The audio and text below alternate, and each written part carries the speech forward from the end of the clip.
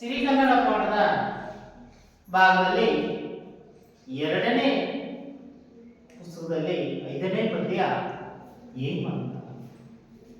ಹಾಗಾದ್ರೆ ಹೇಮಂತ ಅಂದ್ರೆ ಯಾರಿಗೆ ಹೇಮಂತ ರಾಜ ಅಂತ ಕರಿತೀವಿ ಅಂದ್ರೆ ಋತುಗಳ ರಾಜ. ಹಾಗಾದ್ರೆ ಈ ಕಾಲಮಾನಗಳಲ್ಲಿ ಈ ಋತುಮಾನಗಳಲ್ಲಿ ಯಾವ ಯಾವ ಕಾಲಘಟ್ಟಗಳನ್ನು ನಾವು ಕಾಣ್ತೀವಿ? ಯಾವ ಯಾವ ಕಾಲಘಟ್ಟಗಳನ್ನು ಕಾಣ್ತೀವಿ? ಬೇಸಿಗೆಗಾಲ, ಮಳೆಗಾಲ, ಚಳಿಗಾಲ. ಅಂದ್ರೆ 3 ಕಾಲಘಟ್ಟಗಳನ್ನ ಕಾಣ್ತೀವಿ. ಹಾಗಾದ್ರೆ ಇವಾಗಿರುವಂತ ಕಾಲಘಟ್ಟ ಯಾವುದು? ಚಳಿಗಾಲ. ದೀಪಾವಳಿ ಹಬ್ಬ ಮುಗಿದ್ಬಿಟ್ಟೇನೆ ಚಳಿಗಾಲ ಪ್ರಾರಂಭ ಆಗುತ್ತೆ ಅಲ್ವಾ? ಚಳಿಗಾಲ ಮುಗಿದ ಮೇಲೆ ಯಾವ ಕಾಲ ಬರುತ್ತದೆ? ಬೇಸಿಗೆಗಾಲ. ಬೇಸಿಗೆಗಾಲ ಮುಗಿದ ಮೇಲೆ ಯಾವ ಕಾಲ ಬರುತ್ತದೆ? ಮಳೆಗಾಲ ಅಲ್ವಾ? ಹಾಗೆಯೇ ಚಳಿಗಾಲದಲ್ಲಿ ನೋಡಿ, ಚಳಿಗಾಲ ಮತ್ತು ಬೇಸಿಗೆಗಾಲ. ಚಳಿ ಬಂದ್ರೆ ಮನುಷ್ಯನಿಗೆ ಸಹಿಸಿಕೊಳ್ಳಕ್ಕಾಗಲ್ಲ. ಹಾಗೆಯೇ ಪ್ರಕೃತಿಯಲ್ಲಿರುವಂತಹ ಗಿಡ ಮರಗಳಿರ್ಬೋದು, ಪ್ರಾಣಿ ಪಕ್ಷಿಗಳಿರ್ಬೋದು, ಹೀಗೆ ಪ್ರಾಣಿ ಪಕ್ಷಿಗಳಿಗೂ ಒಂದು ರೀತಿಯಲ್ಲಿ ಒಂದು ಕಡೆ ವ್ಯತ್ಯಾಸ ಆಗ್ತಾ ಇದೆ. ಯಾಕೆ ಅಂತಂದ್ರೆ ಚಳಿಗಾಲದಲ್ಲಿ ಇಡೀ ಪ್ರಕೃತಿಯಲ್ಲಿ ಗಿಡ ಮರಗಳು ಹಣ್ಣಾದ ಹಸಿರು ಎಲೆಗಳೆಲ್ಲವೂ ಏನಾಗ್ತವೆ? ಚಳಿಗೆ ಏನಾಗ್ತವೆ? ಚಿಗುರಲ್ಲ, ಉದುರೋಗುತ್ತವೆ. ಅದೇ ವಸಂತ ಕಾಲ ಅಂದ್ರೆ ಚೈತ್ರ ಮಾಸದ ಕಾಲ ಅಂದ್ರೆ ಬೇಸಿಗೆ ಕಾಲ, ಪ್ರಾರಂಭದ ಕಾಲ ಚೈತ್ರ ಮಾಸದ ಕಾಲ ಬಂತು ಅಂದ್ರೆ ಅವಾಗ ಇಡೀ ಪಕ್ಷಿಗಳಿಗೆ, ಅತಿ ಪಕ್ಷಿಗಳಿಗೆ, ಪ್ರಾಣಿಗಳಿಗೆ ಆನಂದಮಯ ಆಗುತ್ತದೆ. ಅದೇ ಚಳಿಗಾಲದಲ್ಲಿ ಯಾವ ರೀತಿ ಅವು ಭೂಮಿ ಬರಡಾಗಿ ಪ್ರಕೃತಿ ಎಲ್ಲ ಇಡೀ ಆ ಎಲೆಗಳು, ಹೂಗಳು ಎಲ್ಲ ಹೇಗೆ ಉದುರಿ ಬೋಳಾಗಿ ಕಾಣಿಸುತ್ತದೆ, ಹೇಗೆ ಪ್ರಕೃತಿಯಲ್ಲಿ ಪಕ್ಷಿಗಳು ಮತ್ತು ಪ್ರಾಣಿಗಳು ಒಂದೊಂದು ಕಡೆ ಹೇಗೆ ಅವು ಒಂದು ಕಡೆ ತಮ್ಮದೇ ಆದ ಸಮಸ್ಯೆಗಳನ್ನು ಅನುಭವಿಸ್ತವೆ. ಯಾವ್ಯಾವ ಕಾಲಘಟ್ಟದಲ್ಲಿ ಹೇಗೆ ಏನೇನು ಸಮಸ್ಯೆಗಳನ್ನ ನಾವು ಕಾಣ್ತೀವಿ ನೋಡಿ. ಮಳೆ ಹೆಚ್ಚು ಬಂದ್ರೆ ಮನುಷ್ಯನಿಗೆ ಸಂಪೂರ್ಣವಾಗಿ ಶೀತ, ಮತ್ತೊಂದು ಕಡೆ ಚಳಿಗಾಲ ಬಂದ್ರೆ ಎಷ್ಟು ಚಳಿ ಅನ್ನೋದು, ಅದೇ ಬೇಸಿಗೆ ಕಾಲ ಬಂದ್ರೆ ಎಷ್ಟು ಬಿಸಿಲು ಅನ್ನೋದು. ಮತ್ತೆ ಯಾವ ಕಾಲದಲ್ಲಿ ಮನುಷ್ಯ ಹೊಂದ್ಕೊಳ್ತಾನೆ? ಹಾಗಾದ್ರೆ ಚಳಿಗಾಲದಲ್ಲಿ ಏನೇನು ವಿಶೇಷತೆಯನ್ನು ನಾವು ಕಾಣ್ತೀವಿ ಅನ್ನೋದನ್ನ ತಿಳ್ಕೊಳ್ಳೋಕ್ಕಿಂತ ಮೊದಲು ಮಕ್ಕಳೇ ಈಗ ಆ ಕವಿ ಪರಿಚಯವನ್ನ ಮೊದಲು ತಿಳ್ಕೊಳ್ಳಿ. ಹಾಗಾದ್ರೆ ಪ್ರಸ್ತುತ ಪದ್ಯ ಯಾವ್ದಂತಂದ್ರೆ ಹೇಮಂತ. ಯಾವ್ದು? ಹೇಮಂತ. ಋತುಗಳ ರಾಜ. ಮತ್ತೊಂದು ಕಡೆ ಋತುಗಳ ರಾಜ ಯಾವ ಕಾಲ? ಚಳಿಗಾಲ. ಯಾವುದು? ಚಳಿಗಾಲ. ಈ ಚಳಿಗಾಲದ ಸಂದರ್ಭದ ಸನ್ನಿವೇಶವನ್ನು ಕವಿ ಎಸ್.ವಿ. ಪರಮೇಶ್ವರ ಭಟ್ಟರು ಅವರು ಬಹಳ ಸೊಗಸಾದ ರೀತಿಯಲ್ಲಿ ಪದ್ಯದ ಮೂಲಕ ವರ್ಣನೆ ಮಾಡಿದ್ದಾರೆ. ಹಾಗಾದ್ರೆ ಆ ಪದ್ಯದ ವರ್ಣನೆಯನ್ನ ತಿಳ್ಕೊಳ್ಳೋಕ್ಕಿಂತ ಮೊದಲು ಕವಿ ಪರಿಚಯವನ್ನ ಬರ್ಕೊಳ್ಳಿಕ್ಕೆ. ಕವಿ ಎಸ್.ವಿ. ಪರಮೇಶ್ವರ ಭಟ್ಟರು. ಹಾಗೆ ಕಾಲ 1914. ಹಾಗೆಯೇ ಫೆಬ್ರವರಿ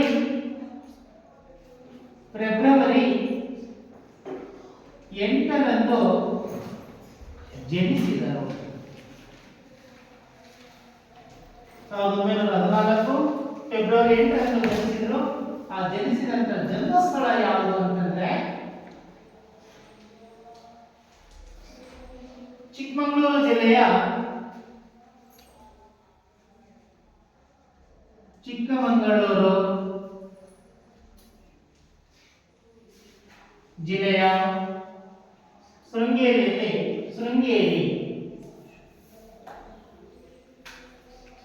ಎಂಬುದು ಇವರ ಹುಟ್ಟೂರು. ಹಾಗೆಯೇ ಅದೇ ರೀತಿ ವೃತ್ತಿ ಎಸ್.ವಿ. ಪರಮೇಶ್ವರ ಭಟ್ಟರ ವೃತ್ತಿ ಏನಪ್ಪ ಅಂತಂದ್ರೆ ಇವರು ಮಂಗಳೂರು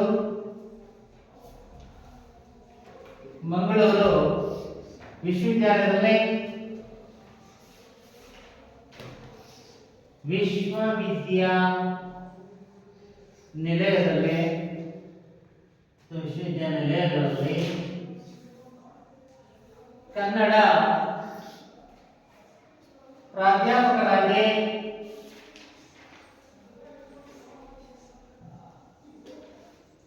ಕನ್ನಡ ಪ್ರಾಧ್ಯಾಪಕರಾಗಿ ಸೇವೆಯನ್ನು ಸಲ್ಲಿಸಿದ್ದಾರೆ.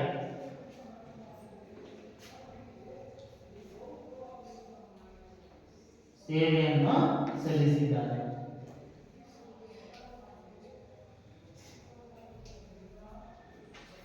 ಅದೇ ರೀತಿ ಇವರು ಬರೆದಂತಹ ಕೃತಿಗಳು ಕನ್ನಡ ಪ್ರಾಧ್ಯಾಪಕರಾಗಿ ಮತ್ತು ಕನ್ನಡದ ಶ್ರೇಷ್ಠ ಕವಿಯಾಗಿ, ಅನುವಾದಕರಾಗಿ, ಸಾಹಿತ್ಯ ಸೇವಕರಾಗಿ, ಸಾಹಿತ್ಯದಲ್ಲಿ ಕನ್ನಡ ಸಾಹಿತ್ಯದ ಸೇವಕರಾಗಿ ಕೂಡ ಪ್ರಚಲಿತರಾಗಿ ಬಹಳ ಅದ್ಭುತವಾಗಿರ್ತಕ್ಕಂಥ ಅನೇಕ ರೀತಿಯ ಕೆಲವೊಂದು ಕೃತಿಗಳನ್ನ ಕನ್ನಡಕ್ಕೆ ಅನುವಾದ ಮಾಡಿ ಕೀರ್ತಿಯನ್ನು ಪಡ್ಕೊಂಡಿದ್ದಾರೆ. ಹಾಗಾಗಿ ಇವರಿಗೆ ನೋಡಿ ಬರೆದಂತಹ ಕೃತಿಗಳು, ಇವರು ಬರೆದಂತಹ ಆ ಕೃತಿಗಳು ಯಾವ ಅನ್ನೋದನ್ನ ಬರ್ಕೊಳ್ಳಿ. ಮತ್ತೆ ಇಂದ್ರಚಾಪ ಸಿಂಗಲ್ ಡಬಲ್ ಎಡೆಡ್ ನಾಮದಲ್ಲಿ ಇಂದ್ರಚಾಪ, ಹಾಗೆಯೇ ಸುರವನ್ನೇ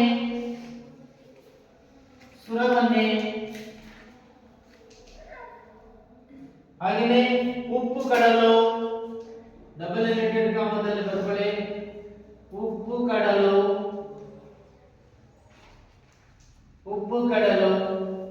ರಾಗಿಣಿ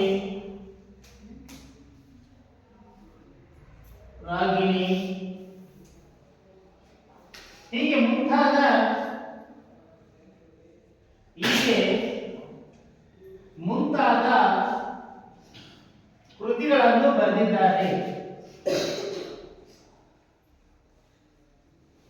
ಕೃತಿಗಳನ್ನು ಬರೆದಿದ್ದಾರೆ. ಹಾಗೆಯೇ ಆಕಾರ ಗ್ರಂಥ,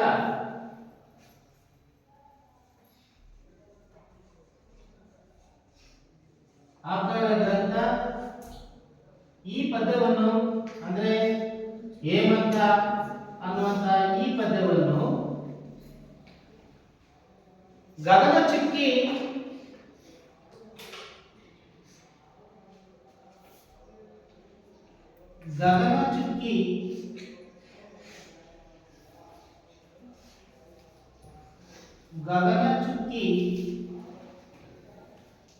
ಎಂಬ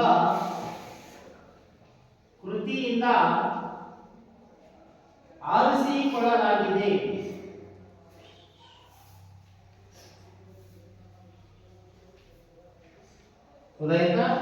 ಇವರಿಗೆ ರಾಜ್ಯ ಮತ್ತು ಕೇಂದ್ರ ಸಾಹಿತ್ಯ ಅಕಾಡೆಮಿಯಿಂದ ಅನೇಕ ಪುರಸ್ಕಾರಗಳನ್ನ ಇವರು ಪಡ್ಕೊಂಡಿದ್ದಾರೆ. ಹಾಗೆಯೇ ಕನ್ನಡ ಸಾಹಿತ್ಯ ಪರಿಷತ್ತಿನ ಗೌರವ ಸದಸ್ಯರಾಗಿ ಕೂಡ ಸೇವೆಯನ್ನು ಸಲ್ಲಿಸಿದ್ದಾರೆ. ಅಂತಹ ಕವಿ ಯಾರು ಅಂತಂದ್ರೆ ಎಸ್.ವಿ. ಪ್ರಸ್ತುತ ಹೇಮಂತ ಅನ್ನುವಂತಹ ಈ ಪದ್ಯವನ್ನು ಬರೆದಂತಹ ಕವಿ ಯಾರು ಅಂತಂದ್ರೆ ಎಸ್.ವಿ. ಪರಮೇಶ್ವರ ಭಟ್ಟ. ಈ ಎಸ್.ವಿ. ಪರಮೇಶ್ವರ ಭಟ್ಟರ ಪರಿಚಯವನ್ನು ನಾವು ಮುಗಿಸೋಣ. ನೋಡಿ ಮಕ್ಕಳೇ, ಇವರು ಹುಟ್ಟಿದಂತ ಕಾಲಮಾನ 1914 ಫೆಬ್ರವರಿ 8ರಂದು ಜನಿಸಿದ್ರು. ಕಾಲಮಾನ ಗೊತ್ತಾಯ್ತಾ? ಕೇಳ್ತೀನಿ, ನಾನು ಸರಿ ಕೇಳಿಸ್ಕೊಳ್ಳಿ. ಹಾಗಾದ್ರೆ ಎಸ್.ವಿ. ಪರಮೇಶ್ವರ ಭಟ್ಟರವರ ಜನ್ಮಸ್ಥಳದ ಹುಟ್ಟು ಯಾವುದು ಅಂತಂದ್ರೆ ಚಿಕ್ಕಮಗಳೂರು ಜಿಲ್ಲೆ ಶೃಂಗೇರಿ. ಯಾವುದು? ಚಿಕ್ಕಮಗಳೂರು ಜಿಲ್ಲೆ ಹೆಸರು ಕೇಳಿದ್ರಲ್ವಾ? ಶೃಂಗೇರಿ ಹೆಸರು ಕೇಳಿದ್ರಲ್ವಾ? ಗೊತ್ತಾಯ್ತಾ? ಹಾಗೆ ಅದು ಅಲ್ಲಿ ಯಾವುದಕ್ಕೆ ಪ್ರಸಿದ್ಧಿಯಾಗಿದೆ ಹಾಗಾದ್ರೆ ಶೃಂಗೇರಿ? ಶಾರದಾಂಬೆ ಅಲ್ವಾ? ಆ ದೇವಸ್ಥಾನ ಇದೆ.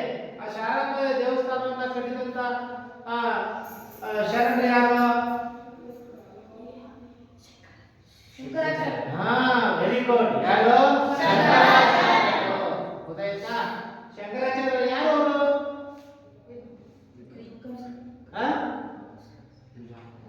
ಹೇಳಿ, ಸಮಾಜ ಪಾಠ ಕೇಳಿದ್ರಲ್ಲ. ಶಂಕರಾಚಾರ್ಯ ಗುರುಗಳು ಯಾವ ತತ್ವದ ಒಂದು ಆದರ್ಶವನ್ನ ಪಾಲಿಸ್ತಾ ಇದ್ರು? ದ್ವೈತನೋ ಅದ್ವೈತನೋ? ದ್ವೈತ ಅಲ್ವಾ? ಸರಿ ಆಯ್ತು. ಹೀಗೆ ಶೃಂಗೇರಿ ಅನ್ನುವಂಥದ್ದು ಹೇಗೆ ಶಾರದಾಂಬೆ ಮಠ ಅನ್ನುವಂಥ ಸ್ಥಳದಲ್ಲಿ ಪ್ರಸಿದ್ಧವಾಗಿದೆಯೋ ಅಂತ ಊರು ಶೃಂಗೇರಿ. ಇದು ಎಲ್ಲಿದೆ ಅಂದ್ರೆ ಚಿಕ್ಕಮಗಳೂರು ಜಿಲ್ಲೆಯ ಶೃಂಗೇರಿಯಲ್ಲಿ ಅವರು ಹುಟ್ಟಿದಂತಹ ಒಂದು ಜನ್ಮಸ್ಥಳ. ಯಾರು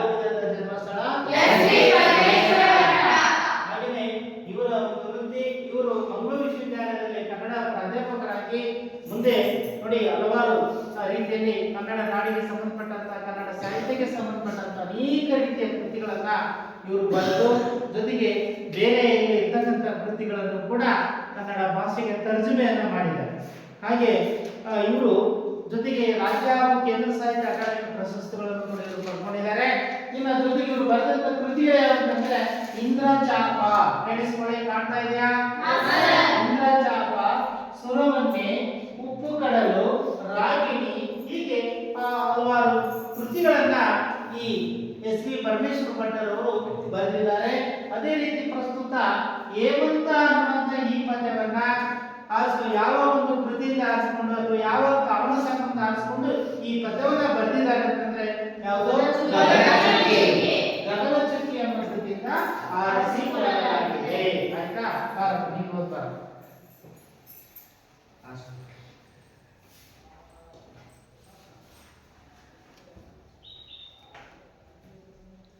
ಡಾಕ್ಟರ್ ಎಸ್ ವಿ ಪರಮೇಶ್ವರ ಭಟ್ಟರು ಕನ್ನಡದ ಬಹುಮುಖಿ ಕವಿ. ಇವರು ಕುವೆಂಪು, ಬೇಂದ್ರೆ, ಮುತ್ತಿನ ಮುಂತಾದವರು ಸಮಕಾಲೀನರು. ಅವರೆಲ್ಲರ ಕಾವ್ಯಗಳನ್ನು ಬಹಳ ತೀವ್ರ ಪ್ರಭಾವಿಸಿದವರು.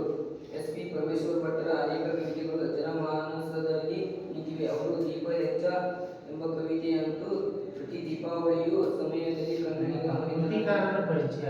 ನಾನು ಏನ್ ಹೇಳಿದೆ? ಕೃತಿಕಾರರ ಪರಿಚಯವನ್ನು ಓದಬೇಕು. ನೀನು ಆಶೆ ಬರೋದು ಬಾರ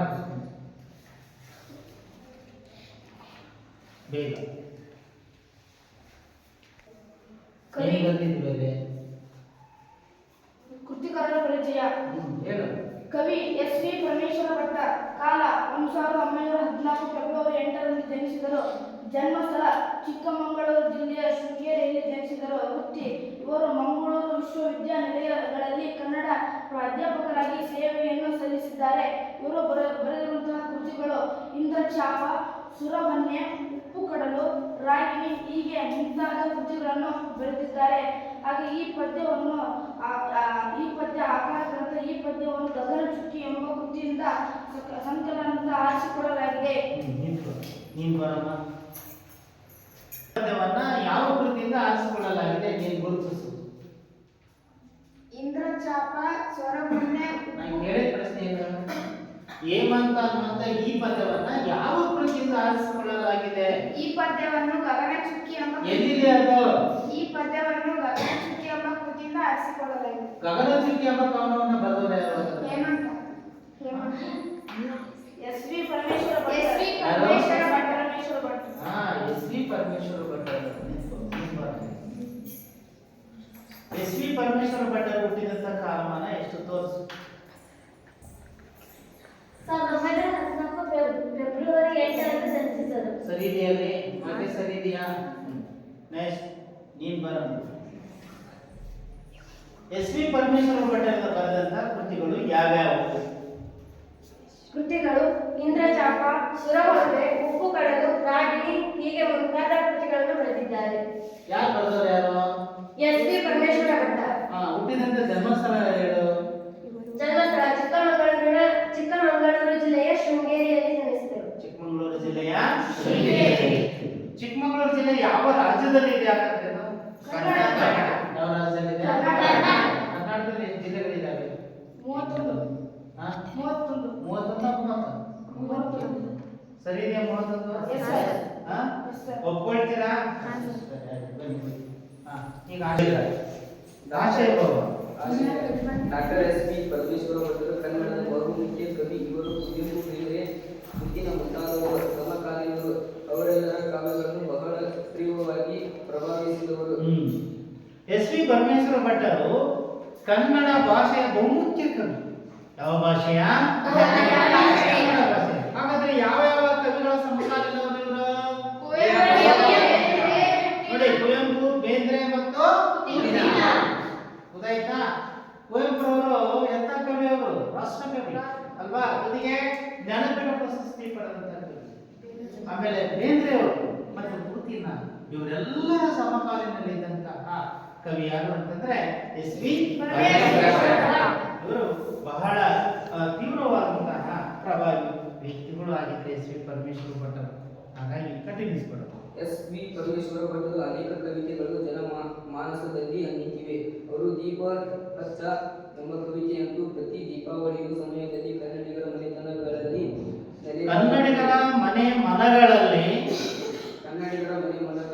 ನೆನೆದಾಡುತ್ತದೆ. ಹೇಮಂತ ಕವಿತೆಯಲ್ಲಿ ಪರಮೇಶ್ವರ ಭಟ್ಟರು ಹೇಮಂತ ಋತುವಿನಲ್ಲಿ ಪ್ರಕೃತಿಯಲ್ಲಿ ಕಂಡು ಬರುವ ದೃಶ್ಯಗಳನ್ನು ಮನಮುಟ್ಟುವಂತೆ ಸೆರೆ ಹಿಡಿದಿದ್ದಾರೆ. Very good. ಹಾಗಾದ್ರೆ ಯಾವ ಪದ್ಯದಲ್ಲಿ ಹೇಮಂತ ಋತುವಿನ ಪ್ರಕೃತಿಯಲ್ಲಿ ಕಂಡು ಬರುವಂತಹ ದೃಶ್ಯಗಳನ್ನ ಮನಮುಟ್ಟುವ ಹಾಗೆ ಎಸ್.ವಿ. ಪರಮೇಶ್ವರ ಅವರು ಭಟ್ಟರು ಬರೆದಿದ್ದಾರೆ? ಯಾವ ಪದ್ಯದಲ್ಲಿ? ಹೇಮಂತ ಪದ್ಯದಲ್ಲಿ.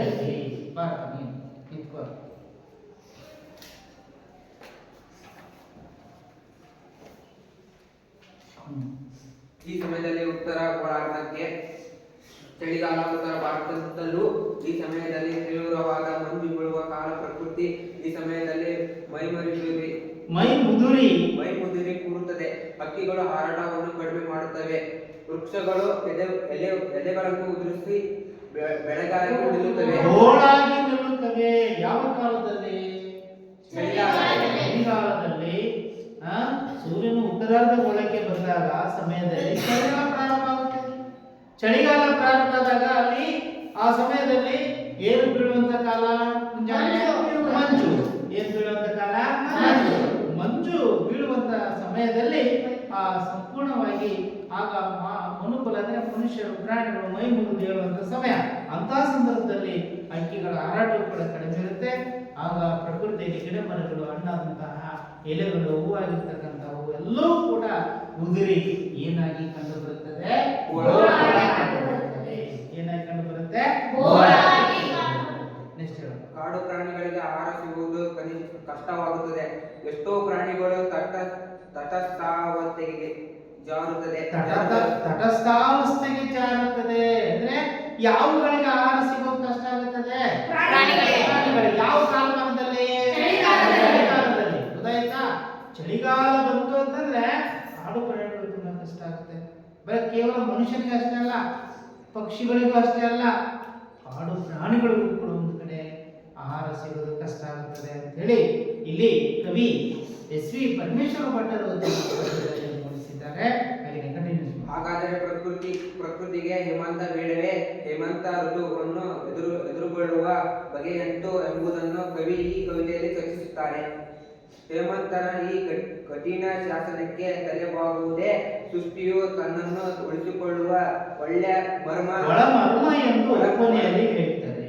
ಗೊತ್ತಾಯ್ತಾ? ನೋಡಿ, ಹಾಗಾದ್ರೆ ಪ್ರಕೃತಿಯಲ್ಲಿ ಇಷ್ಟೆಲ್ಲ ಬದಲಾವಣೆಗಳು ಆಗ್ತಿರ್ಬೇಕಾದ್ರೆ ಹಾಗಾದ್ರೆ ಹೇಮಂತ ಋತುಮಾನ ಕಾಲಮಾನ ನಮಗೆ ಬೇಡವೇ ಅನ್ನೋದು ಕವಿ ಪ್ರಶ್ನೆ. ಹಾಗಾಗಿ ಇದರ ಬಗ್ಗೆ ಒಂದು ಚರ್ಚಿಸುತ್ತಾ ಕವಿತೆಯಲ್ಲಿ ಈ ಹೇಮಂತನ ಒಂದು ಕಠಿಣ ಶಾಸನದ ಬಗ್ಗೆ ಅಂತೂ ನಾವೆಲ್ಲರೂ ಕೂಡ ತಲೆ ಬಾಗ್ಲೇಬೇಕು. ಅದು ಒಳ ಮರ್ಮ ಅಂತ ಹೇಳ್ತಾನೆ ಸುಮಂತ್ ಬಾರ. ಗೊತ್ತಾಯ್ತಾ? ಹೀಗೆ ಈ ರೀತಿಯಾಗಿ ತನ್ನನ್ನು ಉಳಿಸಿಕೊಳ್ಳುವಂತ ಒಳ ಮರ್ಮ ಎಂದು ಕೊನೆಯಲ್ಲಿ ಹೇಳ್ತಾರೆ. ಹಾಗಾದ್ರೆ ಹೇಳ್ತಾನೆ, ಕಂಟಿನ್ಯೂಸ್ ಮಾಡಿ ನಿಂತ್ಕೊಳ್ಳುತ್ತೇವೆ. ಋತುಗಳಿಗೆ ತಕ್ಕಂತೆ ಕಾಲಕ್ಕೆ ತಕ್ಕಂತೆ ತನ್ನಲ್ಲಿ ಬದಲಾವಣೆ ಮಾಡಿಕೊಳ್ಳುವುದೇ ಪ್ರಕೃತಿಯ ಸಹಜ ಧರ್ಮ ಎಂಬ ಋತುಗಳಿಗೆ ತಕ್ಕಂತೆ ಋತುಮಾನಗಳು. ಯಾವ ಋತುಮಾನಗಳು? ನಾವು ಎಷ್ಟು ಋತುಮಾನಗಳನ್ನು ಕಾಣ್ತೀವಿ ಅಂತ ಹೇಳಿದ್ವಿ ಪ್ರಕೃತಿಯಲ್ಲಿ? ಯಾವ್ಯಾವು? ಬೇಸಿಗೆಗಾಲ, ಮಳೆಗಾಲ, ಚಳಿಗಾಲ. ಈಗ ಪ್ರಾರಂಭ ಆಗಿರೋದು ಯಾವ ಕಾಲ? ಬೆಳಗಿನ ಜಾವ ಚಳಿ ಅಲ್ವಾ? ಬೆಳಗಿನ ಜಾವ ಮಂಜು ನೋಡಿದಿರಲ್ವಾ? ಹಾಗೆ ಈ ಪ್ರಕೃತಿಯ ಸಹಜವಾಗಿರ್ತಕ್ಕಂಥ ಧರ್ಮದಲ್ಲಿ ಆಗ್ತಕ್ಕಂಥ ಬದಲಾವಣೆಗಳನ್ನು ನಾವು ಕಾಣ್ತೇವೆ ಎಂಬುದು ಈ ಒಂದು ಆಶಯ ಕವಿತೆಯಲ್ಲಿ ನಾವು ಗಮನಿಸಬಹುದು. ಈ ಕವಿತೆಯನ್ನು ನಮ್ಮ ಜೀವನಗಳಿಗೂ ನಾವು ಅನ್ವಯಿಸಿಕೊಳ್ಳಬಹುದು. ಮನುಷ್ಯನ ಬದುಕೆಂಬುದು ಸದಾ ಸಂಭ್ರಮದ ವಸಂತ ಋತುವೇ ಆಗಿರುವುದಿಲ್ಲ. ಕೆಲವೊಮ್ಮೆ ಬಾಳಿನಲ್ಲಿ ಕಷ್ಟ ನಷ್ಟಗಳು ಬರುತ್ತವೆ. ಮನುಷ್ಯನ ಬದುಕು ತೀವ್ರ ಪರೀಕ್ಷೆಗೊಳಗಾಗುತ್ತದೆ. ನೋಡಿ, ಇಲ್ಲಿ ನಾವು ಬರೀ ಜೀವಿಗಳಿಗಷ್ಟೇ ಪ್ರಕೃತಿಯಲ್ಲಿ ಇರ್ತಕ್ಕಂತಹ ಗಿಡ ಮರ ಪ್ರಾಣಿ ಪಕ್ಷಿಗಳು ಕಾಡು ಪ್ರಾಣಿಗಳು ಅವುಗಳನ್ನೇ ನಾವು ನೋಡೋದಲ್ಲ, ಮನುಷ್ಯನ ಬದುಕಿನಲ್ಲೂ ಕೂಡ, ಬದುಕಿನ ಬಾಳಿನಲ್ಲೂ ಕೂಡ ಅನೇಕ ಕಷ್ಟ ನಷ್ಟಗಳು ಕೂಡ ಎದುರಾಗ್ತವೆ ಹಾಗೆ ಮನುಷ್ಯನ ಬದುಕು ಒಂದು ಕಡೆಯಲ್ಲಿ ತೀವ್ರತರವಾಗಿರ್ತಕ್ಕಂಥ ಪರೀಕ್ಷೆಗೆ ಒಳಗಾಗ್ತಾ ಇರುತ್ತೆ. ಚಳಿಗಾಲ ಬಂದಾಗ ಹೇಗೆ ಒಂದು ರೀತಿ ಸಮಸ್ಯೆ ಆಗುತ್ತೆ, ಬೇಸಿಗೆಗಾಲ ಬಂದಾಗ ಯಾವ ರೀತಿ ಒಂದು ಸಮಸ್ಯೆ ಆಗುತ್ತೆ, ಅದೇ ರೀತಿ ನಂತರ ಮಳೆಗಾಲ ಬಂದಾಗ ಯಾವ ರೀತಿ ತೀವ್ರತರವಾಗಿರ್ತಕ್ಕಂಥ ಬದುಕು ಅವನಿಗೆ ಕಷ್ಟ ಆಗ್ತಾ ಇದೆ. ಹೀಗೆ ಈ ರೀತಿಯ ಒಂದು ತೀವ್ರತರವಾಗಿರ್ತಕ್ಕಂಥ ಪರೀಕ್ಷೆಗಳಿಗೆ ಒಳಗಾಗ್ತಾನೆ. ನೆಕ್ಸ್ಟ್, ಆಗ ಆತ ವಿಧಿಯನ್ನು ಅಳೆಯಬಾರದು. ಯಾವ್ದನ್ನ ಅಳಿಯಬಾರದ, ವಿಧಿಯನ್ನು ತೆರಳಬಾರದು ಅಂತ ಹೇಳ್ತಾನೆ. ನೆಕ್ಸ್ಟ್, ಬಂದಿರುವ ಕಷ್ಟಗಳನ್ನು ಸೈರಿಸಬೇಕು. ಮುಂದೊಂದು ದಿನ ವಸಂತವು ಬಂದೇ ಬರುವುದೆಂಬ ಭರವಸೆಯಿಂದ ಬಾಳನ್ನು ಬಾಳಬೇಕು. ಮುಂದೊಂದು ದಿನ ವಸಂತವು ಬಂದೇ ಬರುತ್ತದೆ, ಸಂತೋಷದ ಕ್ಷಣಗಳು ನಮಗೆ ಸಿಗ್ತವೆ ಎಂಬುದನ್ನ ಕವಿ ನಾವು ಹೇಗೆ ಎಲ್ಲದನ್ನ ಸಹಿಸಿಕೊಂಡು ಬದುಕಬೇಕು, ಬಾಳಬೇಕು ಅನ್ನೋದನ್ನ ಬಹಳ ಸೊಗಸಾಗಿ ಪದ್ಯದಲ್ಲಿ ಹೇಳಿದ್ದಾನೆ. ಹೇಳೋಣ. ಹೇಮಂತ ಋತುವಿನಲ್ಲಿ ಪ್ರಕೃತಿ ಜಡವಾಗಿದ್ದಂತೆ ಕಂಡರೂ ಮತ್ತೆ ಹೊಸ ಋತು ಬಂದಾಗ ಅದು ಚಿಗುರೊಡೆದು ನಳನಳಿಸುವಂತೆ ಮನುಷ್ಯನು ಕೂಡ ಹೊಸ ಕಾಲಕ್ಕೆ ಹೊಸ ಬಿಸಿಲಿಗೆ ಕಾಯಬೇಕು. ಬಂದೆಲ್ಲ ಕಷ್ಟ ಸುಖಗಳನ್ನು ನೈಸರ್ಗಿಕ ಎಂದು ಸ್ವೀಕರಿಸಬೇಕು ಎಂಬ ಭಾವ ಕವಿತೆಯಂತ ಆಗಿದೆ. ಹೀಗೆ ನೋಡಿ, ಮನುಷ್ಯನು ಆಯಾ ಕಾಲಮಾನಕ್ಕೆ ಅನುಗುಣವಾಗಿ ಯಾವ ರೀತಿಯಾಗಿ ಹೊಂದಿಕೊಳ್ಳಬೇಕು, ಹೇಗೆ ನಾವು ಪ್ರಕೃತಿಗೆ ಅನುಗುಣವಾಗಿ ತಲೆಬಾಗಬೇಕು, ಈ ಋತುಮಾನಗಳಿಗೆ ಅನುಗುಣವಾಗಿ ಅನ್ನೋದನ್ನ ಬಹಳ ಸೊಗಸಾಗಿ ಈ ಎಸ್ ವಿ ಪರಮೇಶ್ವರ ಭಟ್ರು ಹೇಳ್ತಾರೆ. ನಾವು ಯಾವುದನ್ನು ತೆರಳೋದಲ್ಲ, ಯಾವುದನ್ನು ಹೊಗಳೋದಲ್ಲ ಅನ್ನೋ ರೀತಿಯಲ್ಲಿ ನಾವು ಸರಿಸಮಾನವಾದ ರೀತಿಯಲ್ಲಿ ನಾವು ಈ ಒಂದು ಪ್ರಕೃತಿಯೊಂದಿಗೆ ಋತುಮಾನಗಳಿಗೆ ಅನುಸಾರವಾಗಿ ಬದುಕಬೇಕು, ಬದುಕನ್ನು ಕಟ್ಟಿಕೊಳ್ಬೇಕು. ಆಗ ಸಂತೋಷದ ಲಕ್ಷಣಗಳು ತಾನಾಗಿ ಮೂಡಿ ಬರುತ್ತೆ ಅನ್ನುವಂಥ ಮಾತನ್ನ ಹೇಳಿರ್ತಕ್ಕಂಥದ್ದನ್ನು ನಾವು ಗಮನಿಸೋಣ. ಪದ್ಯ 5 ಹೇಮಂತ. ಕವಿ ಎಸ್ ವಿ ಪರಮೇಶ್ವರ ಭಟ್ರು. ಹೇಮಂತ ಪದ್ಯವನ್ನು ಬರೆದ ಕವಿ ಯಾರು? S V Parameshwara. ವಸಂತವನ್ನ ಋತುಗಳ ರಾಜ ಎಂದು ಎಲ್ಲರೂ ಕರೆಯುತ್ತಾರೆ. ಯಾವುದನ್ನ ಋತುಗಳ ರಾಜ ಅಂತ ಕರೀತಾರೆ? ವಸಂತವನ್ನ ಋತುಗಳ ರಾಜ ಅಥವಾ ಕಾಲಮಾನವನ್ನ. ಹೀಗೆ ವಸಂತ ಬಂದಾಗ ಪ್ರಕೃತಿಯ ಹಸಿರುಗಟ್ಟಿ ನಿಲ್ಲುತ್ತದೆ, ಹಕ್ಕಿಗಳು ಲವಲವಿಕೆಯಿಂದ ಹಾರಾಡುತ್ತವೆ. ಅಂದ್ರೆ ವಸಂತ ಕಾಲಮಾನ ಬಂತು ಅಂತಂದಾಗ ಇಡೀ ಪ್ರಕೃತಿಗಳಿಗೆ ಲವಲವಿಕೆಯ ಸಂತೋಷ, ಆನಂದ ತಂದುಕೊಡುವಂತ ಕಾಲಮಾನ. ಅಷ್ಟೇ ಅಲ್ಲ, ಪ್ರಕೃತಿ ಒಂದು ಕಡೆ ಎಪ್ಪುಗಟ್ಟಿ ಹೊಸ ಚಿಗುರುವಂತಹ ಒಂದು ಕಾಲಮಾನ. ಆ ಕಾಲಮಾನದಲ್ಲಿ ಹಕ್ಕಿಗಳು ಲವಲವಿಕೆ, ಸಂತೋಷ, ಆನಂದ ಕಂಡು ಬರುತ್ತದೆ. ಅದು ಯಾವ ಕಾಲಮಾನದಲ್ಲಿ? ವಸಂತ ಕಾಲಮಾನದಲ್ಲಿ. ಹಾಗೆ ಜೀವರಾಶಿಗೆ ಹೊಸ ಚೈತನ್ಯ ತರುತ್ತದೆ. ಆದರೆ ಹೇಮಂತ ಋತುವಿನ ಆರಂಭ ಕಾಲದಲ್ಲಿ ಪ್ರಕೃತಿಯಲ್ಲಿ ಮೈ ನಡಗಿಸುವ ನೋಡಿ, ವಸಂತ ಕಾಲಮಾನದಲ್ಲಿ ಸಂಪೂರ್ಣವಾಗಿ ಪ್ರಾಣಿಗಳ ಪಕ್ಷಿಗಳಿಗೆ ಚೈತನ್ಯ ದಾಯಕವಾಗಿ, ಅಷ್ಟೇ ಅಲ್ಲ ಸಂತೋಷವನ್ನ, ಹೊಸ ಒಂದು ಜೀವರಾಶಿಗೆ ಹೊಸ ರೀತಿಯಾಗಿ ಹೊಸದಾಗಿ ಆನಂದ ಕೊಡ್ತಕ್ಕಂಥ, ಸಂತೋಷ ಕೊಡ್ತಕ್ಕಂತಹ, ಆನಂದಮಯವಾಗಿರಬಲ್ಲಂತಹ ಪ್ರಕೃತಿಯಲ್ಲಿ ಹಚ್ಚ ಹಸಿರು ಚಿತ್ರವನ್ನು ನಾವು ವಸಂತ ರಾಜ ಕಾಲಮಾನದಲ್ಲಿ ಕಾಣ್ತೀವಿ. ಆದರೆ ಈ ಹೇಮಂತ ರಾಜನ ಕಾಲದಲ್ಲಿ ಅಂತಂದ್ರೆ ಚಳಿಗಾಲ ಕಾಲದ ಋತುಮಾನ ಕಾಲ ಪ್ರಾರಂಭ ಆಯ್ತು. ಅಂದ್ರೆ ಆ ಸಂದರ್ಭದಲ್ಲಿ ಮೈ ನಡಗಿಸುವಂತಹ ಚಳಿ, ಹಾಗೆ ಎಲ್ಲ ಕೂಡ ಎಲ್ಲೆಲ್ಲೋ ಹಿಮ, ಮಂಜು, ಚಳಿ, ಹೀಗೆ ಪ್ರಕೃತಿಯಲ್ಲಿ ಜಡತ್ವ ತುಂಬಿ ತುಳುಕುತ್ತದೆ. ಯಾವ ಕಾಲಮಾನದಲ್ಲೇ? ಹೇಮಂತ ಕಾಲದಲ್ಲಿ. ಅಂದ್ರೆ ಈ ಚಳಿಗಾಲ ಪ್ರಾರಂಭ ಆಯ್ತು ಅಂದ್ರೆ ಇಡೀ ಪ್ರಕೃತಿ ಜಡತ್ವ ಆವರಿಸಿಕೊಂಡಂತೆ. ಜಡತ್ವ ಅಂದ್ರೆ ಯಾವುದೇ ರೀತಿ ಚಿಗುರಿಲ್ಲದೆ, ಹಸಿರಿಲ್ಲದೆ, ಜೀವ ಇಲ್ಲದೆ. ಗೊತ್ತಾಯ್ತಾ? ಇಡೀ ಚಳಿಗಾಲದಲ್ಲಿ ನೋಡಿ, ಇಡೀ ಸಂಪೂರ್ಣವಾಗಿ ಮೈ ಕೈಗಳೆಲ್ಲವೂ ಕೂಡ ಒಂದು ಕಡೆ ಏನಪ್ಪಾ ಬೀರ್ಕೊಡಿತಾ ಇರ್ತದೆ ಅಲ್ವಾ? ಚಳಿಗಾಲದಲ್ಲಿ ತಾನೆ ರಕ್ತ ಹೀರ್ಕೊಂಡಿರುತ್ತೆ, ಎಪ್ಪುಗಟ್ಟಿರುತ್ತೆ. ಹೀಗಾಗಿ ಸಂಪೂರ್ಣವಾಗಿ ಮೈ ಬಣ್ಣವೆಲ್ಲ ಹೊರಟಾಗಿರುತ್ತೆ ಮತ್ತೊಂದು ಕಡೆ. ಹೀಗೆ ಈ ರೀತಿಯಾಗಿ ಜಡತ್ವ, ಪ್ರಕೃತಿ ಸಂಪೂರ್ಣವಾಗಿ ಜಡತ್ವ ತುಂಬಿ ತುಳುಕುತ್ತದೆ. ಒಟ್ಟಾರೆಯಾಗಿ ಎಲ್ಲೆಲ್ಲೋ ನೀರಸ ವಾತಾವರಣ, ಎಲ್ಲ ಕಡೆ ನೀರಸ ವಾತಾವರಣ. ಯಾವ ಕಾಲದಲ್ಲಿ ಅಂತಂದ್ರೆ ಚಳಿಗಾಲದಲ್ಲಿ. ಯಾವ ಕಾಲದಲ್ಲಿ? ಚಳಿಗಾಲ. ಹಾಗಾದ್ರೆ ಹೇಮಂತ ಕಾಲವನ್ನು ನಾವು ಹೇಗೆ ಸ್ವೀಕರಿಸಬೇಕು? ಹಾಗಾದ್ರೆ ಯಾವ ರೀತಿಯಾಗಿ ಸ್ವೀಕರಿಸಬೇಕು, ಹೇಗೆ ಅದನ್ನ ನಾವು ಆ ಒಂದು ಚಳಿಗಾಲವನ್ನು ಅನುಭವಿಸಬೇಕಾಗುತ್ತೆ ಅನ್ನುವಂಥ ವಾತಾವರಣ. ಕವಿ ಇಲ್ಲಿ ವಸಂತದ ಸಂಭ್ರಮದ ಬಗ್ಗೆ ಹೇಳದೆ ಹೇಮಂತಾದ ಜಡತ್ವ ಮೈವೆಟ್ಟ ಕಾಲದ ಬಗ್ಗೆ ಕವಿತೆ ಬರೆದಿರುವುದನ್ನು ವಿಶೇಷವಾಗಿದೆ. ಇಲ್ಲ ಇರುತ್ತಲೇ ಪ್ರಕೃತಿಯನ್ನು ವರ್ಣಿಸುವ ಕೌಶಲ್ಯವನ್ನ ಗಮನಿಸಿ. ಇಲ್ಲ ಅನ್ನುವಂತಲೇ ಇರುವಂತ ಈ ವಸಂತ ಕಾಲಮಾನದಲ್ಲಿ ಗೊತ್ತಾಯ್ತಾ? ಈಗ ಪದ್ಯವನ್ನು ಗಮನಿಸಿ. ಹೇಮಂತ ಋತುರಾಜನಿಗೆ ಇಳೆಗೆ ಬಂದಿಳ ಬಂದು ಹೂವಿಲ್ಲ ಸುರಿಲ್ಲ ಚಿಗುರೆಳೆಗಳಿಲ್ಲ. ಹೇಮಂತ ಋತುರಾಜನಿಳಗೆ ಬಂದಿಳ ಬಂದು ಹೂವಿಲ್ಲ ಸುರಿಲ್ಲ ಚಿಗುರೆಳೆಗಳಿಲ್ಲ. ಹೂವಿಲ್ಲ ಸುರಿಲ್ಲ ಚಿಗುರೆಳೆಗಳಿಲ್ಲ. ದುಂಬಿಗಳ ದನಿ ಇಲ್ಲ ಅಕ್ಕಿಗಳ ಹಾಡಿಲ್ಲ. ದುಂಬಿಗಳ ದನಿ ಇಲ್ಲ ಅಕ್ಕಿಗಳ ಹಾಡಿಲ್ಲ. ಕುಸುಮ ಗಂಧವ ತರುವ ಮರುತನಿಲ್ಲ. ಕುಸುಮ ಗಂಧವ ತರುವ ಮರುತನಿಲ್ಲ.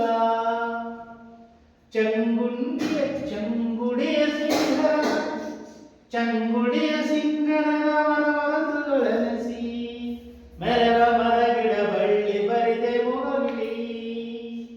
ಚಂಗುಡಿಯ ಸಿಂಗರದ ಮರವರತುಗಳೆನಸಿ ಮೆರವ ಮರಗಿಡ ಬಳ್ಳಿ ಬರಿದೆ ಮೊಗವಿಳಿ. ಮೌನದಲ್ಲಿ ಮೈದೆಗೆದು ಮರ ಮುರಿಯದು ನಿಂತಿಹವು. ಭಾಗ್ಯಹೀನರ ಬೋಲು ದೀನರೆಂದೆನಿಸಿ. ಹೇಮಂತ ಋತುರಾಜನಿಳಗೆ ಬಂದಿಳಿ ಬಂದು ಹೂವಿಲ್ಲ ಸಿರಿಲ್ಲ ಚಿಗುರೆಳೆಗಳಿಲ್ಲ. ದುಂಬಿಗಳ ದನಿಯಿಲ್ಲ ಹಕ್ಕಿಗಳ ಹಾಡಿಲ್ಲ. ಕುಸುಮ ಗಂಧವ ತರುವ ಮರುತನಿಲ್ಲ. ನೋಡಿ ಹೀಗೆ ಚಳಿಗಾಲ ಬಂತು ಅಂತಂದ್ರೆ ಯಾವ ರೀತಿ ಚಳಿ ಮೈ ಕೊರೆಯುವ ಹಾಗೆ ಇಡೀ ಪ್ರಕೃತಿ ಜಡತ್ವ ಹೊಂದುವ ಹಾಗೆ ಕವಿಯನ್ನು ವರ್ಣಿಸಿದ ಅಂತಂದ್ರೆ ಹೇಮಂತ ಋತುರಾಜನಿಳಗೆ. ಇಳೆ ಅಂತಂದ್ರೆ ಭೂಮಿ. ಪದಗಳ ಅರ್ಥ ಮಾಡ್ಕೋಬೇಕು. ಪದಗಳ ಇಳೆ ಅಂತಂದ್ರೆ ಭೂಮಿ. ಇಳೆ ಅಂತಂದ್ರೆ ಏನಪ್ಪ? ಭೂಮಿ. ಈ ಭೂಮಿಗೆ ವಸಂತ ಅಂದ್ರೆ ವಸಂತ ಕಾಲ ಮುಂದೆ ಅಂದ್ರೆ ಈ ಚಳಿಗಾಲ ಆವರಿಸಿಕೊಂಡಾಗ ಭೂಮಿ ಮೇಲೆ ಆವರಿಸಿಕೊಂಡಾಗ ಇಡೀ ಸಂಪೂರ್ಣವಾಗಿ ಅಲ್ಲಿ ಯಾವುದೇ ರೀತಿಯ ಪ್ರಕೃತಿ ಹಚ್ಚಹಸಿರು ಎಲೆಗಳನ್ನು ಅದು ತಾನಾಗಿ ಹಣ್ಣಾಗಿ ಉದುರುತ್ತದೆ. ಹೂವಿಲ್ಲ ಹಸುರಿಲ್ಲ ಚಿಗುರೆಳೆಗಳಿಲ್ಲ. ಚಳಿಗಾಲ ಬಂದ್ರೆ ಏನೇನು ಯಾವ್ಯಾವುದು ಕಾಣೋದಿಲ್ಲ ನಾವು? ಹಸುರೆಲೆಗಳಿಲ್ಲ, ಚಿಗುರೆಲೆಗಳು ಇಲ್ಲ. ಯಾವ ಕಾಲವನ್ನು ಆವರಿಸಿದಾಗ ಭೂಮಿ ಮೇಲೆ ಏಮಂತಂದ್ರೇನು? ಚಳಿಗಾಲ ಆವರಿಸಿಕೊಳ್ತು ಅಂತಂದ್ರೆ ಸಂಪೂರ್ಣವಾಗಿ ಈ ಭೂಮಿಯ ಮೇಲೆ ಏನೇನು ಇಲ್ಲ ಅಂತೇಳಿ ನಾವು ಅನ್ಕೊಳ್ತೀವಿ. ಹಸುರೆಲೆಗಳಿಲ್ಲ, ಹಾಗೆ ದುಂಬಿಗಳ ದನಿ ಇಲ್ಲ. ದುಂಬಿಗಳ ಧ್ವನಿ ತತ್ಸಮ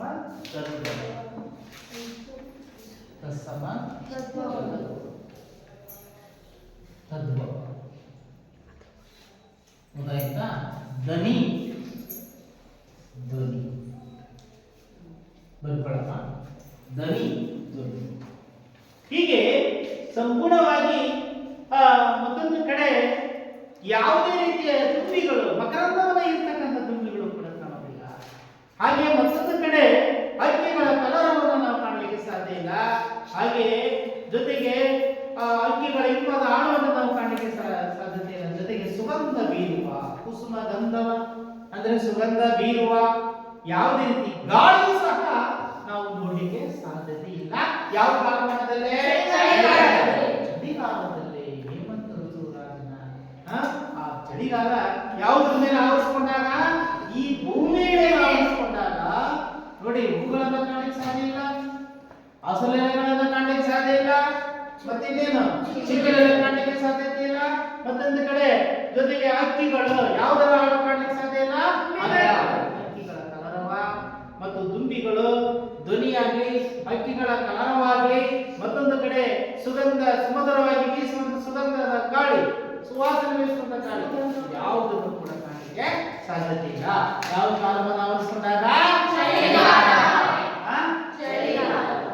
ಆವರಿಸಿಕೊಂಡಾಗ. ಚಂಗುಡಿಯ ಸಿಂಗರದ ವರವರುತಗಳೆನಿಸಿ, ಚಂಗುಡಿಯ ಸಿಂಗರದ ವರವರುತಗಳೆನಿಸಿ, ಮೆರವ ಮರಗಿಡ ಬಳ್ಳಿ ಬರಿದೆ ಮೋಗವಿಳಿ. ಚಂಗುಡಿಯ ಸಿಂಗರದ ವರವರುತಗಳೆನಿಸಿ, ಯಾವುದೇ ರೀತಿ ಚಳಿಗಾಲ ಆವರಿಸಿಕೊಂಡಾಗ ಯಾವುದೇ ಶೃಂಗಾರವಿಲ್ಲದೆ ಸುಂದರವಾಗಿ ಪ್ರಕೃತಿ ಕಾಣದೆ ಒಂದು ರೀತಿ ಯಾವುದೇ ರಥವನ್ನ ಅಲಂಕಾರಗೊಳಿಸದೆ ವರುತಗಳಲ್ಲಿ ಸಿಂಗರದ ವರುತಗಳೆನಸಿ, ಬೇರೆಯವರ ಮರ ಗಿಡ ಬಳ್ಳಿ ಬರೆದೆ ಮೊಗ ಬಿಡೈ. ಯಾವುದೇ ಮರ ಗಿಡಗಳು ಸಂಪೂರ್ಣವಾಗಿ ಚಳಿಗೆ ಎಲೆಗಳೆಲ್ಲವೂ ಕೂಡ ಉದುರಿ ಸಂಪೂರ್ಣವಾಗಿ ಬರೀ ಮೊಗವಿಡಾಯಿ ಅಂದ್ರೆ ಬರಿದಾದ ಮೊಗದೊಂದಿಗೆ ಇಡೀ ಮೌನದಲ್ಲಿ ಮೈದೆಗೆದನು ಮನ ಮುರಿದು ನಿಂದಿಯನು, ಮೌನದಲ್ಲಿ ಮೈದೆಗೆದನು ಮನ ಮುರಿದು ನಿಂದಿಹವು. ಭಾಗ್ಯಹೀನರವನಲು ಭಾಗ್ಯಹೀನರವೋಲು ದೀನರೆನೆಸಿ, ಬರಿದಾದ ಮೊಗದೊಂದಿಗೆ ಮೌನವನ್ನು ಕಳೆದು ಭಾಗ್ಯವನ್ನು ಕಳೆದುಕೊಂಡಂತಹ ದೀನರಂತೆ ಇಡೀ ಪ್ರಕೃತಿ ಗಿಡಮರಗಳು ನಿಂತ್ಕೊಂಡಿವೆ ಬೋಳಾಗಿ ಅಂತೇಳಿ ಕವಿ ಈ ರೀತಿಯಾಗಿ ಹೇಳಿದ್ದಾನೆ. ಇದರಲ್ಲಿ ಚಂಗುಡಿಯ ಅಂತ ಇದೆಯಲ್ಲ ನೋಡಿ, ಒಂದು ನಿಮಿಷ ಮಕ್ಕಳೇ, ಸಂದರ್ಭ ಸಾರಸನ್ನ ಬರೆಯೋದು ಚಂಗುಡಿಯ ಬರ್ಕೊಳ್ಳಿ. ಚಂಗುಡಿಯ ಸಿಂಗರದ ಸಿಂಗರದ ವರ ವರುತಗಳೆನಿಸಿ, ವರುತಗಳೆನಿಸಿ ವರುತಗಳೆನಿಸಿ ಅಂತ ಹೇಳಿದೆ. ಇದನ್ನ ಹೇಗೆ ಬರೀಬೇಕು? ಈ ವಾಕ್ಯವನ್ನ ಎಸ್ ವಿ ಪರಮೇಶ್ವರ್ ಅವರು ಬರೆದ ಗಗನಚುಕ್ಕಿ ಎಂಬ ಕಾವ್ಯದಿಂದ ಆರಿಸಿಕೊಂಡ ಹೇಮಂತ ಎಂಬ ಪದ್ಯದಿಂದ ಆರಿಸಿಕೊಳ್ಳಲಾಗಿದೆ ಸಂದರ್ಭ. ಈ ಮಾತನ್ನ ಕವಿ ತಮ್ಮ ಒಂದು ಪದ್ಯದ ಸಂದರ್ಭದ ಅನುಗುಣವಾಗಿ ಹೇಳಿದರೆ, ಪ್ರಕೃತಿ ಹೇಗೆ ಯಾವುದೇ ರೀತಿ ಚಳಿಗಾಲ ಆವರಿಸಿಕೊಂಡಾಗ ಋತುಮಾನ ಕಾಲದಲ್ಲಿ ಪ್ರಕೃತಿಯಲ್ಲಿ ಸಂಪೂರ್ಣ ಗಿಡಮರಗಳು ಹೇಗೆ ಎಲೆಗಳನ್ನು ಉದುರು ಸಂಪೂರ್ಣವಾಗಿ ಬೋಳಾಗಿ ಕಂಡಂತೆ, ಹಾಗೆ ರಥವನ್ನು ಅಲಂಕಾರಗೊಳಿಸದೆ ಬೋಳ ಅಂದರೆ ಸಂಪೂರ್ಣವಾಗಿ ಶೃಂಗಾರ ಮಾಡದೆ ಹೇಗೆ ರಥವನ್ನು ಅಂತ ಆ ರೀತಿಯಾಗಿ ಈ ಋತುಮಾನ ಬರಡಾಗಿ ಕಾಣಿಸುತ್ತದೆ. ಆಗ ಅಂತ ಸಂದರ್ಭದಲ್ಲಿ ಮಾತು ವ್ಯಕ್ತವಾಗುತ್ತದೆ. ಗೊತ್ತಾಯ್ತಾ? ಹಾಗಾದ್ರೆ ಪದ್ಯವನ್ನು ಓದ್ ಬರಮ್ಮ, ಬನ್ನಿ ಬೇಗ ಬೇಗ ಎರಡು ಲೈನ್ ಬನ್ನಿ. ಹೇಮಂತ ಋತುರಾಜನಿ, ಹೇಮಂತ ಋತುರಾಜನಿ ಇಳೆಗೆ ಹೇಮಂತ ಋತುರಾಜನಿಗಳಿಗೆ ಬಂದಿಳಿಯುವನು ಹೂವಿಲ್ಲ ಹಸುರಿಲ್ಲ ಚಿಗುರೆಲೆಗಳಿಲ್ಲ. ಬರ್ಕೊಳ್ಳಿ. ನೆಕ್ಸ್ಟ್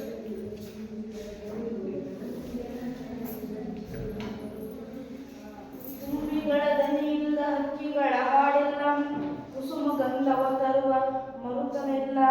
ಚಂಗುಡಿಯ ಸಿಂಗರದ ಹೊರತಗಳೆನಿಸಿ, ಮೆರವ ಮರಗಿಡ ಬಳ್ಳಿ ಬಳಿದೆ ಮೊಗವಿಳುಗಿ.